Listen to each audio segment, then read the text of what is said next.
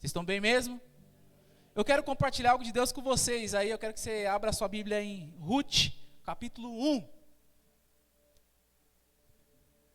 Ruth, capítulo 1. Eu vou ler a partir do versículo 6. Diz assim: Quando Noemi soube em Moabe que o Senhor viera em auxílio do seu povo, dando-lhe alimento, decidiu voltar com as suas 2 noras para a sua terra. Assim ela, com as 2 noras, partiu do lugar onde tinha morado, que era Moabe. Enquanto voltaram para a terra de Judá, disse-lhes Noemi: Vão, retorne para a casa de suas mães, que o Senhor seja leal com vocês, como vocês foram leais com seus falecidos e comigo. O Senhor conceda a cada um de vocês, que o Senhor conceda o Senhor conceda que cada uma de vocês encontre segurança no lar do outro marido. Então deu-lhes beijos de despedida, mas elas começaram a chorar alto. E lhes disseram: Não, voltaremos com você, junto com o seu povo. Disse, porém, Noemi: Voltem, minhas filhas, porque vocês viriam comigo. Poderia eu ainda ter filhos que viessem a ser seus maridos? Voltem, minhas filhas, vão. Estou velha demais para ter outro marido. E mesmo que eu pensasse que ainda há esperança para mim, ainda que eu casasse esta noite e depois desse luz a filhos, iriam vocês esperar até que eles crescessem? Ficariam sem se casar à espera deles? De jeito nenhum, minhas filhas. Para mim é mais amargo do que para vocês, pois a mão do Senhor voltou-se contra mim. Elas então começaram a chorar alto de novo. Depois Orfa deu um beijo de despedida em sua sogra, mas Ruth ficou com ela. Então Noemi a aconselhou: Veja, sua cunhada está voltando para o seu povo e para o seu Deus, volte com ela.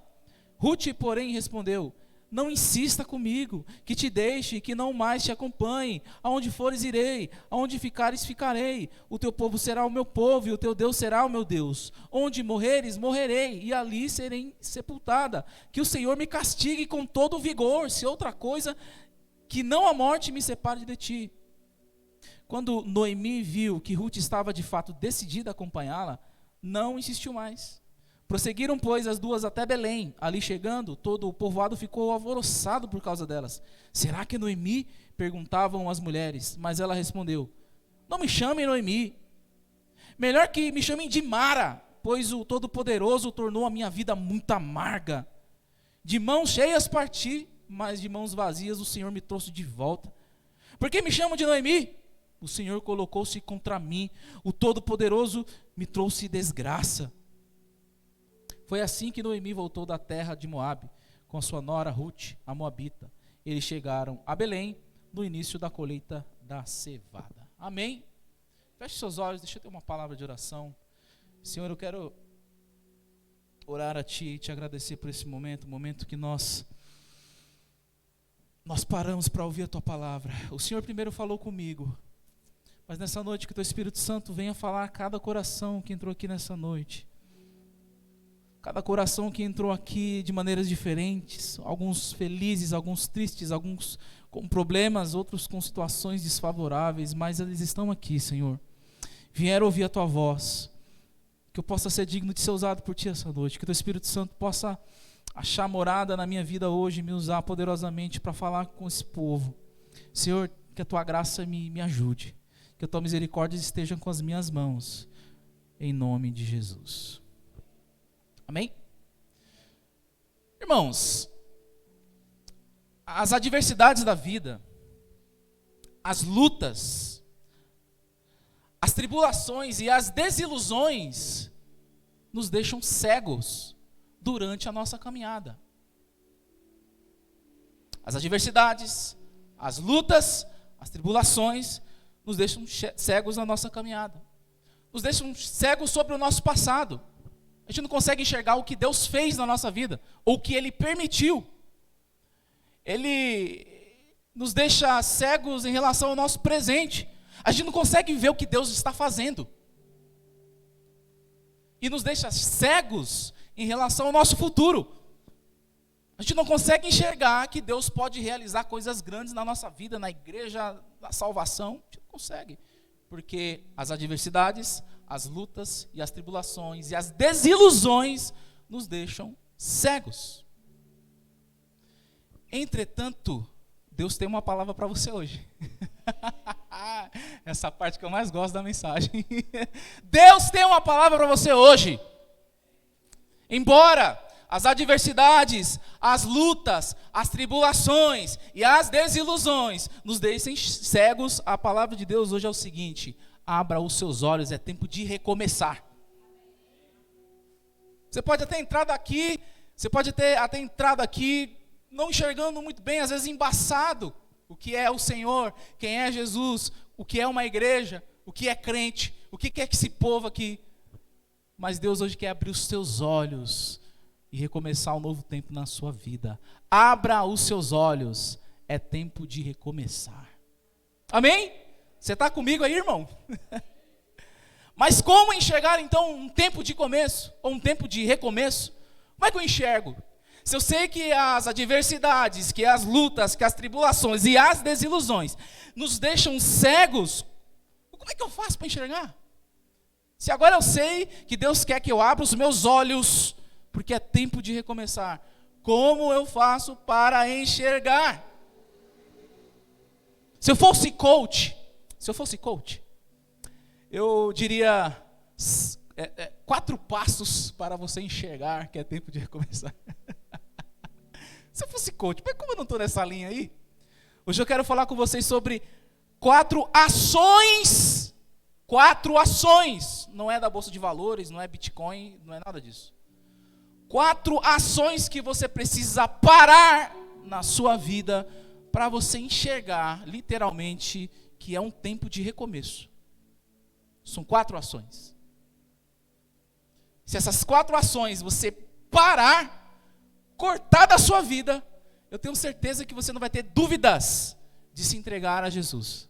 Você não vai ter dúvidas de se entregar ao nosso Senhor. Você não vai ter dúvidas de viver o que nós vivemos todos os dias, que é ser apaixonado por Cristo. Abra os seus olhos, é tempo de recomeçar. Eu não sei como é que você entrou aqui, se você precisa de um recomeço ou um novo começo. Há algumas pessoas aqui hoje que estão olhando para mim que precisam recomeçar. Precisa startar algo novo, mas com Deus. Há outras pessoas que pararam no meio do caminho. Elas não conseguem mais avançar, então elas precisam começar ou recomeçar um novo tempo com Deus. Eu não sei qual é o seu caso, mas a palavra de Deus hoje é: abra os seus olhos, é tempo de recomeçar. 4 ações.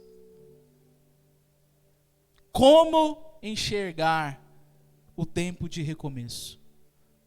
Primeira ação que você precisa arrancar da tua vida.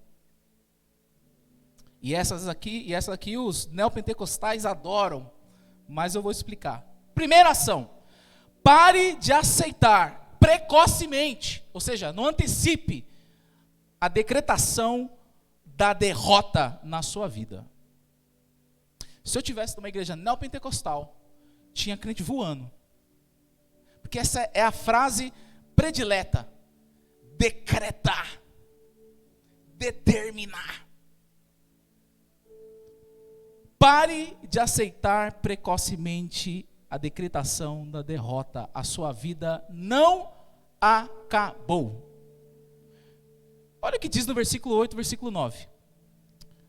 Isso aqui é Noemi dizendo: disse-lhes Noemi: vão, retornem para a casa de suas mães, que o Senhor seja leal com vocês, como vocês foram leais com os falecidos e comigo. O Senhor conceda a cada uma de vocês e encontre segurança no lar de outro marido.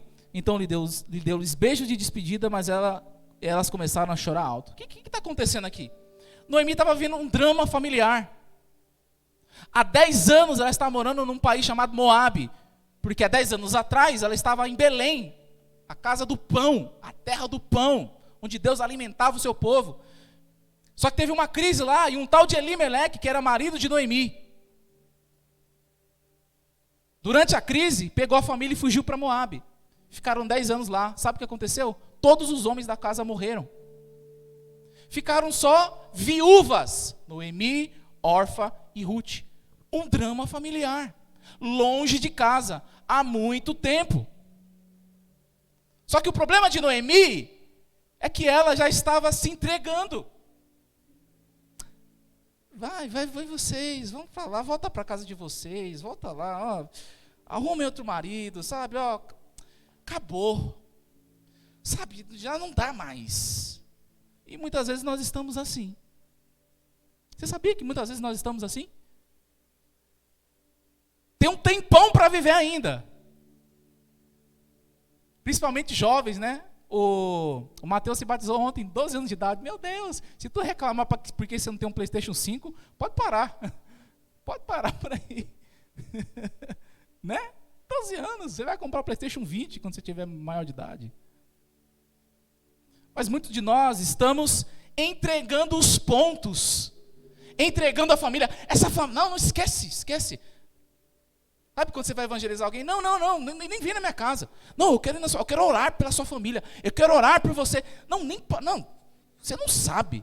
Há 15 anos que eu passo por esse problema, que você não tem nem ideia do que eu estou passando.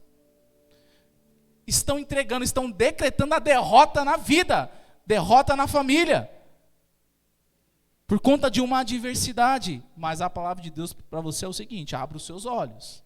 É tempo de recomeçar. Pare de aceitar precocemente a decretação da derrota na sua vida. Imagina Abraão. Deus falou para Abraão: vou te dar um filho. Através desse filho, olha, essa terra, você vai ser o pai de todos. Pai de multidões. Sabe quando é que Abraão teve um filho? 99 anos depois. Você acha que Abraão decretou a derrota sobre a vida dele? Não. Você conhece Moisés? 40 anos estudando nas universidades do Egito. Mas depois teve que fugir 40 anos no deserto, pastoreando ovelhas. Você acha que Moisés parou e falou: eu não quero mais. Eu não quero mais. Eu não aguento mais, Deus. Essa situação vai me matar. Você acha que...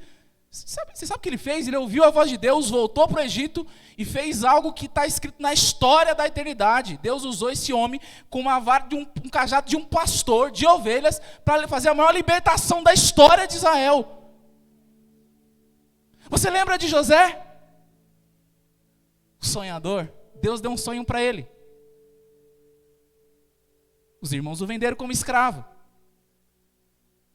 Quando ele estava se dando bem, acusaram ele, fizeram um falso acusamento contra ele. Ele foi parar no cárcere. Você acha que José parou ali? Você acha que ele ficou no cárcere? É isso mesmo. O sonho que Deus me deu, isso não vai acontecer mesmo não. Não é comigo não, eu acho que era com Efraim. Não tinha nada a ver comigo. Mas ele permaneceu lá. Sabe o que aconteceu? Ele virou primeiro-ministro do Egito. Depois do faraó, ele era o cara.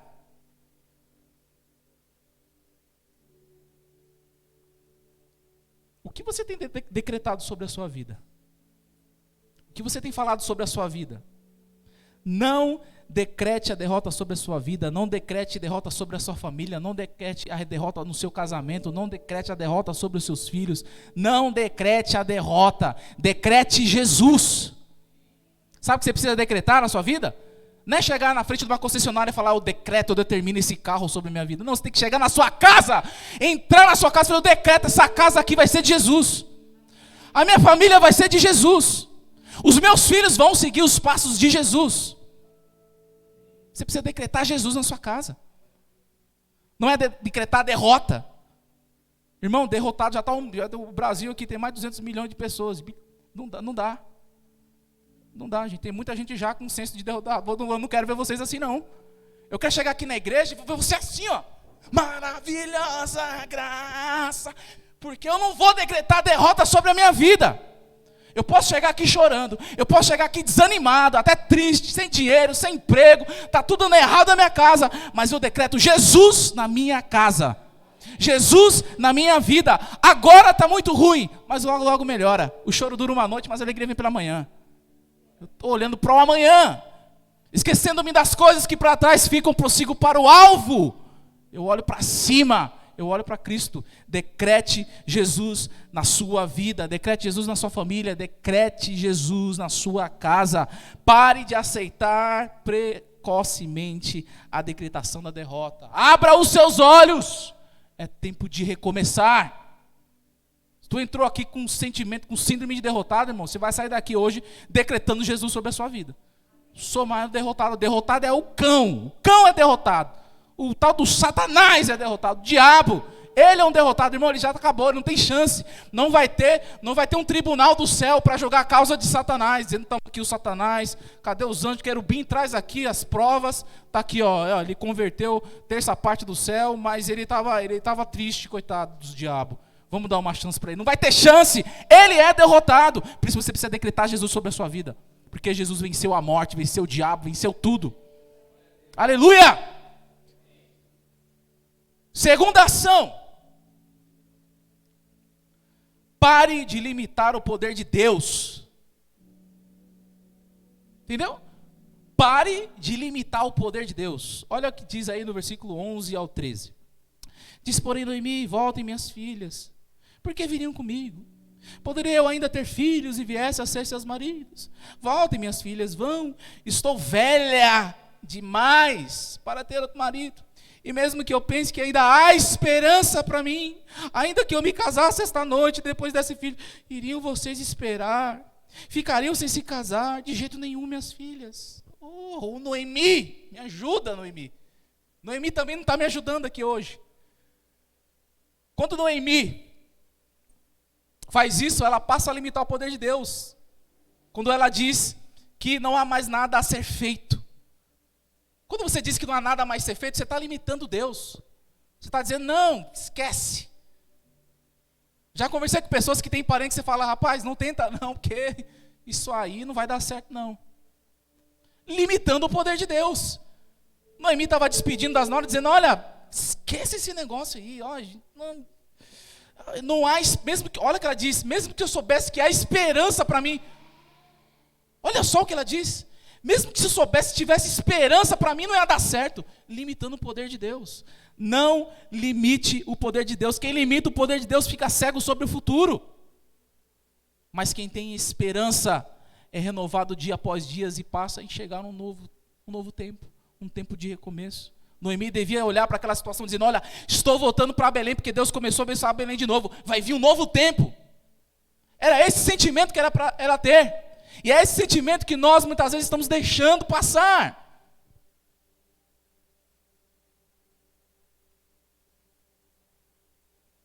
Não limite o poder de Deus. Mas você não conhece minha mulher? Não conheço não, mas eu conheço o poder de Deus. Não, mas você não conhece onde eu trabalho? Eu não conheço mesmo. Se você me pagar um salário, eu vou lá trabalhar com você. Mas não limite o poder de Deus. A Bíblia diz que não há nada impossível para Ele. Que Ele é o alfa e o ômega, o princípio e o fim. Que Ele é onipotente, tem todo o poder. Onipresente, está em todos os lugares. Onisciente, Ele sabe todas as coisas. Não limite o poder de Deus. Na sua cabeça você pode pensar que está limitando. Mas Ele é livre, Ele age, Ele não pede permissão. Ele é Deus. Não limite o poder de Deus. Jamais perca a esperança. Pare de limitar o poder de Deus. Não acontecerá do seu jeito, meu irmão. Não vou colocar Deus do quadrado aqui na minha casa. Aqui, ó. Aqui no passo. Aqui é o cercado de Jeová. Aqui é cerco. Vou construir um muro de Jericó aqui. Ninguém entra. Deus não sai. Jesus não entra. Porque tem gente fazendo um cercado em casa. Jesus não entra. Aí a família está de mal a pior. Porque se construir um limite para Deus agir na sua vida, você diz, não, aqui não dá, esse quadrado aqui, Deus não entra, não dá, você está limitando o poder de Deus. Passe a deixar Deus agir na sua vida, e você vai ver o que vai acontecer, meu irmão. Você vai começar a enxergar que é tempo de recomeço. Não limite o poder de Deus, abra os seus olhos, é tempo de recomeçar. Deus está te incomodando aí? Terceira ação, pare de olhar para as tribulações da vida como se fosse maldição de Deus. Pare de olhar as tribulações da vida como se fossem maldição de Deus. Mas veja como uma oportunidade de começar algo novo. Isso está faltando em nós. Está faltando muito crente hoje. Está passando por um problema, e Deus não é comigo. Deus está me testando. Deus não me ama. Pare de olhar para as tribulações da vida como maldição de Deus. Noemi estava tão cega sobre o que ela estava vivendo, que ela não enxergou que Deus estava trabalhando para ela e não contra ela. E muitas vezes nós temos esse sentimento de que Deus está trabalhando contra mim.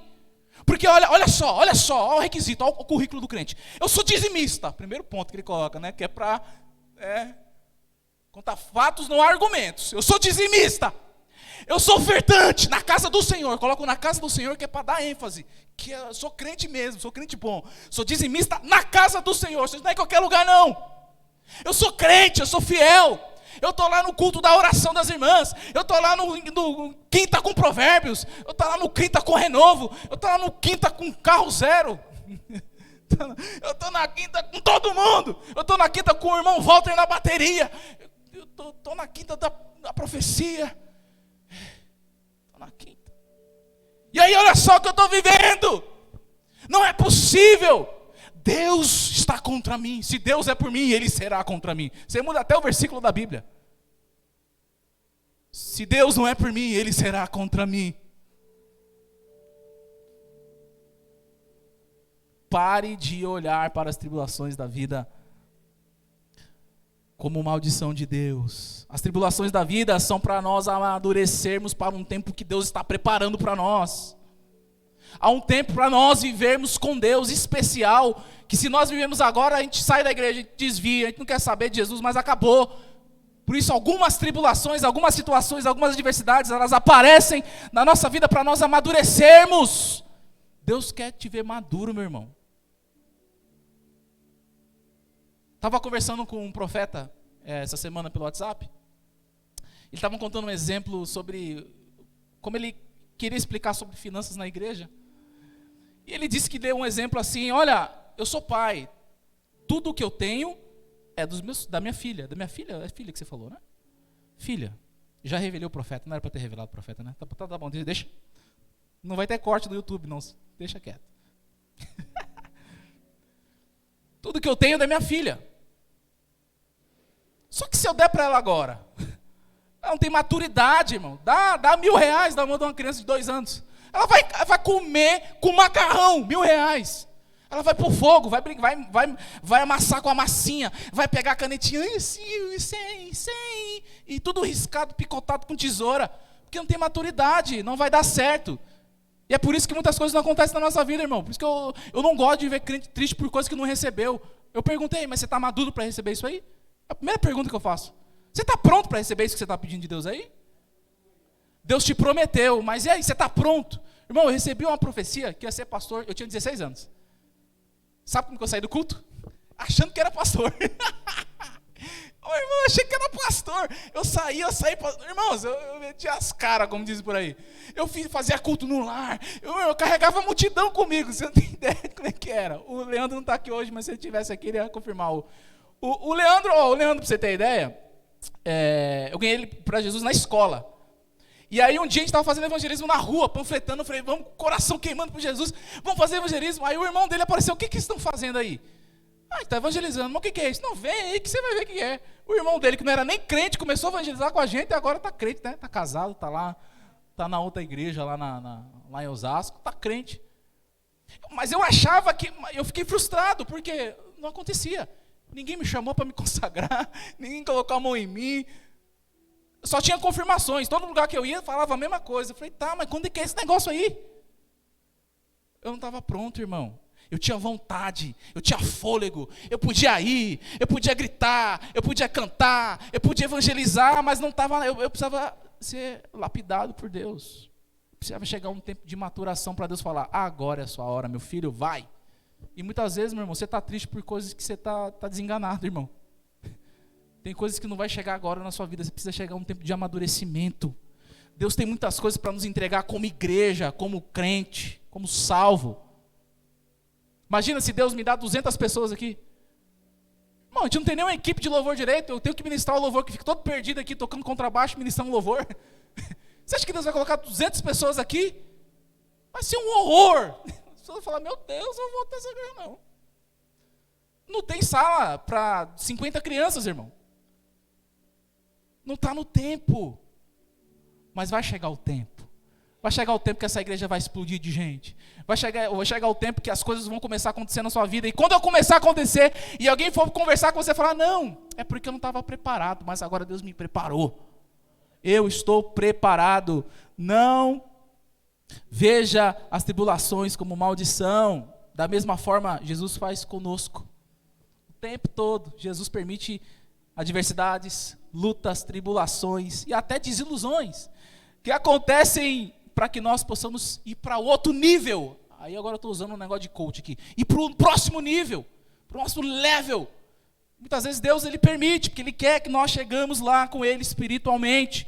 Ele quer nos ver com a fé madura. Portanto, pare de olhar para as tribulações da vida como maldição. Comece a enxergar como uma oportunidade de Deus fazer você crescer.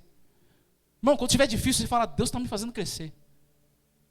Quando você estiver chorando, você fala, eu estou chorando, está doendo, mas eu vou ficar firme com Jesus, porque eu estou crescendo. Irmãos, eu não perdi as contas de quantas pessoas me perguntaram se eu estava bem mesmo, quando aconteceu o negócio com a minha mãe. Você está bem mesmo? Eu falei, irmão, você está me tirando? Está me tirando, irmão? Eu fiquei abalado, óbvio, quando eu recebi a notícia da situação que estava acontecendo, mas já foi, irmão, eu estou firme, eu estou mais crente. Eu estou mais firme, eu estou mais perseverante, eu estou orando muito mais do que eu orava antes, eu estou estudando muito mais, eu tenho mais contato com Deus do que eu tinha antes, isso me fortaleceu, Deus me amadureceu nesse tempo. Aproveite o tempo que você está passando, meu irmão. Se você está chorando, aproveite, esse choro aí você não vai chorar mais depois não, é agora, você tem que aprender com ele agora, é amargo, mas você precisa aprender com ele, amém? Quarta ação. Pare de pensar que pelo fato de passar por lutas, seu destino é sofrer. Deus tem outra visão sobre você. Pare de pensar que pelo fato de passar por lutas, seu destino é sofrer. Versículo 20 diz assim, mas ela respondeu, não me chame Noemi. Melhor que me chamem de Mara, pois o Todo-Poderoso tornou minha vida amarga. De mãos cheias eu parti, de mãos vazias eu voltei, o Senhor me trouxe de volta. Porque me chamariam Noemi? O Senhor colocou-se contra mim, o Todo-Poderoso me trouxe desgraça. Noemi estava tão cega, ela não conseguia enxergar. Que era um tempo de recomeço que Deus estava dando para ela. Que ela queria até mudar o próprio nome. Mara, no hebraico, significa amarga, algo que é amargo.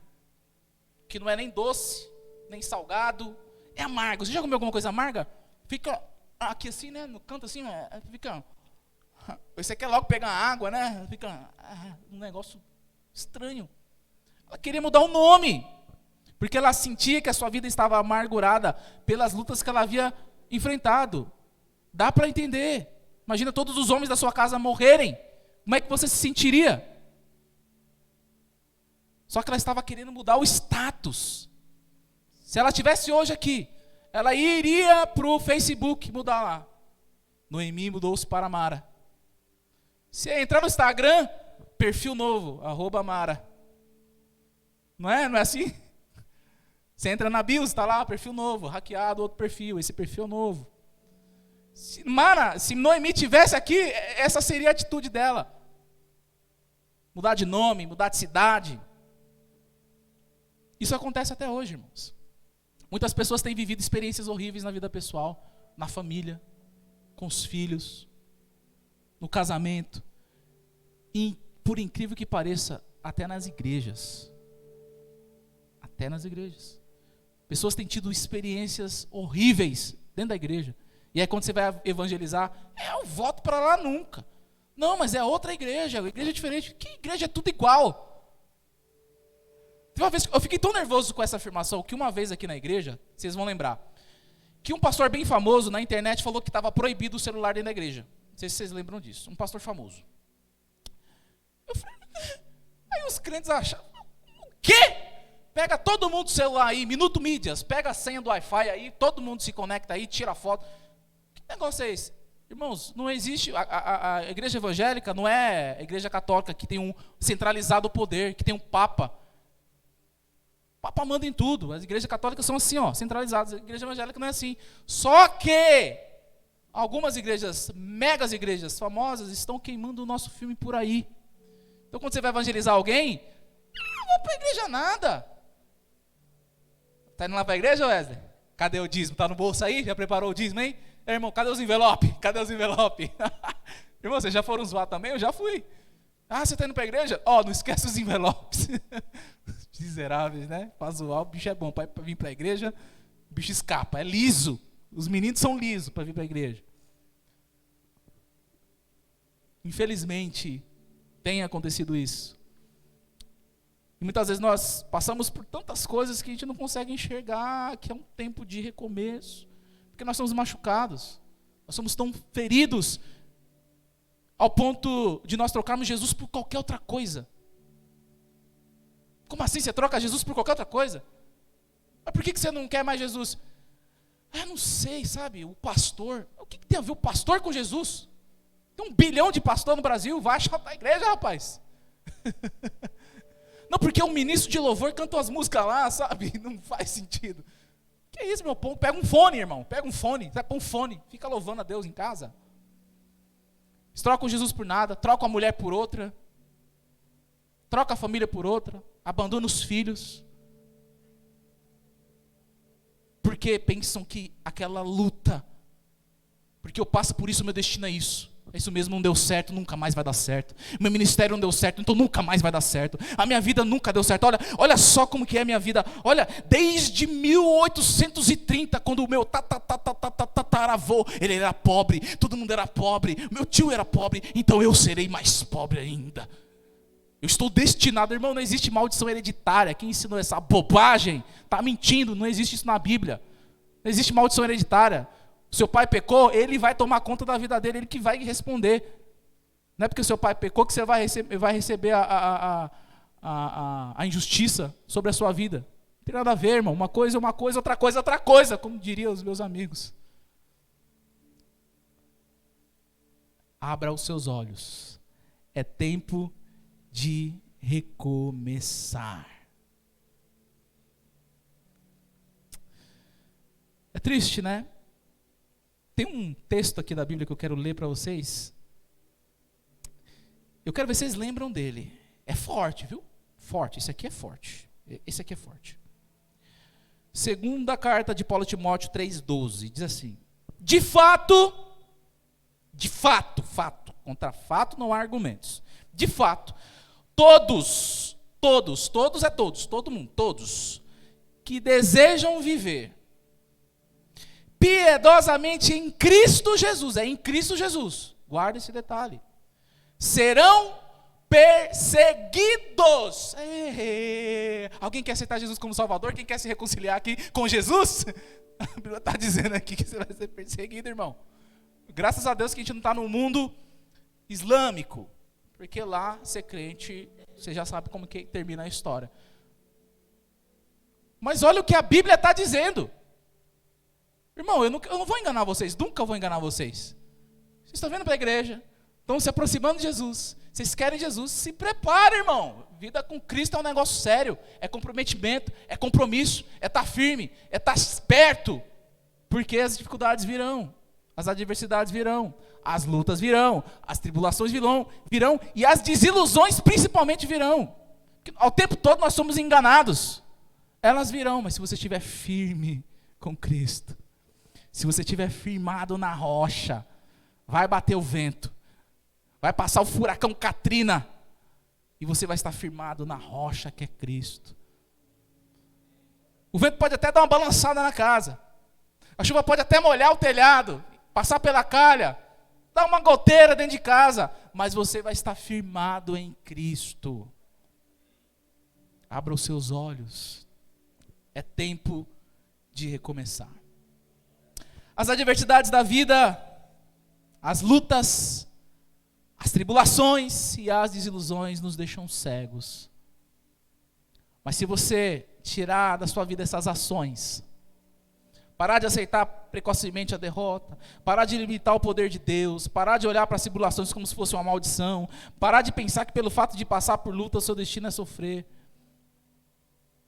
você arrancar isso da sua vida, você vai ter a oportunidade de enxergar coisas muito além de você, daquilo que você está passando. Você já percebeu que quando nós estamos tristes, a gente só vê a tristeza? E algumas vezes a gente gosta de estar triste. A gente gosta, né, de pegar um copo de chocolate quente, pegar o cobertor. Tá difícil, né? Tá difícil, essa semana tá difícil. E você quer ficar ali, parece que é bom aquele sentimento de ficar tristinho, eu tô aqui, mas tá tão bom, tá aqui, das pessoas ficarem passando a mão, não acabou, vai estar tudo bem, meu filho, tá tudo bem.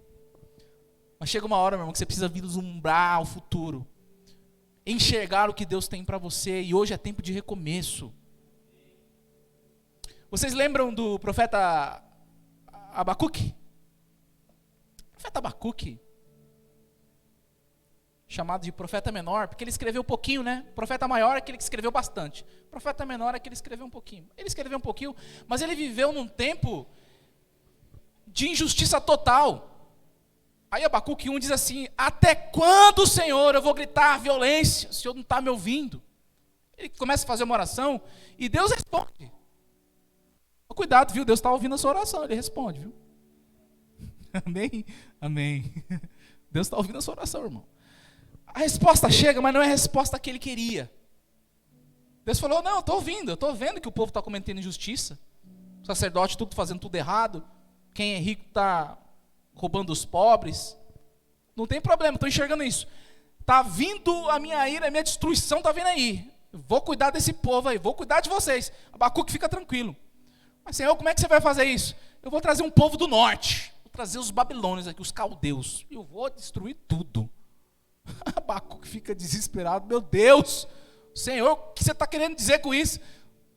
Não pode um Senhor justo, que escolhe um povo para ser seu, escolhe um outro povo de outro lugar, ímpio, pecadores, miseráveis, não querem saber de ti. Aí o Senhor vem trazer esse povo para punir o teu povo. Que história é essa, Deus? Abacuque fica desnorteado com a ideia de que Deus poderia usar um povo ímpio para tratar o seu próprio povo. Aí no capítulo 3 ele diz que ele tem um vislumbre. Ele começa a lembrar de Deus. Ele começa a lembrar da grandeza do Senhor, das coisas que Deus fez por Israel, de tudo que Deus fez durante a história, de tudo aquilo que Deus é. E ele compõe um salmo, que é o capítulo 3 de Abacuque, que é um salmo. O que diz em Abacuque 3, versículo 17? Vocês lembram? Quer continuar? Eu quero ler Abacuque 3,17, diz assim: mesmo não florescendo a figueira, ainda que a figueira não floresça, e não havendo uvas nas videiras, mesmo falhando a safra de azeitona, não havendo produção de alimento nas lavouras, nem ovelhas no curral, nem bois nos estábulos, ainda assim eu exultarei no Senhor e me alegrarei no Deus da minha salvação. Tinha salvação, não estava tudo perdido. Tinha punição, porque o pecado é isso, meu irmão. Tu está pecando aí achando que está vindo para a igreja e continua pecando e que está tudo certo? Vai brincando com o pecado. Pecado é coisa séria. Mas a salvação, o que Abacuque entendeu? Mesmo que Deus use um povo ímpio para vir aqui destruir, a gente vai passar por tanta dificuldade. Não vai ter gado para a gente sacrificar, não vai ter sacrifício, vão destruir o templo. Mesmo assim eu tenho motivo para me alegrar, porque o meu Senhor é o Deus da salvação. Ele conseguiu enxergar muitas coisas que nós não enxergamos. A gente só enxerga problema. Nós só enxergamos a destruição vindo sobre a nossa casa. Olha, o inimigo está furioso, está destruindo o meu lar. Eu não aguento mais. Comece a enxergar a salvação. A salvação. A salvação para a sua casa, meu irmão.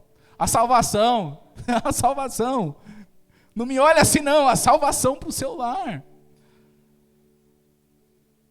Judá foi destruída? Foi. O templo foi destruído? Foi. Mas você já percebeu que tem um local chamado Israel no mundo aqui? É? Vocês já perceberam que tem um lugar chamado Israel? Aqui está no planeta. Você abre o Google Maps aí, está lá, Israel. Está lá, Jerusalém. A salvação, irmão. Por mais que você tenha perdido, por mais que tenha faltado o jumentinho lá para fazer a ovelha para fazer o sacrifício, acabou o dinheiro, acabou a esperança, acabou tudo. Mas Deus quer que você abra os seus olhos, porque é tempo de recomeçar. Amém? Eu quero fazer uma oração por você, eu peço que você fique de pé.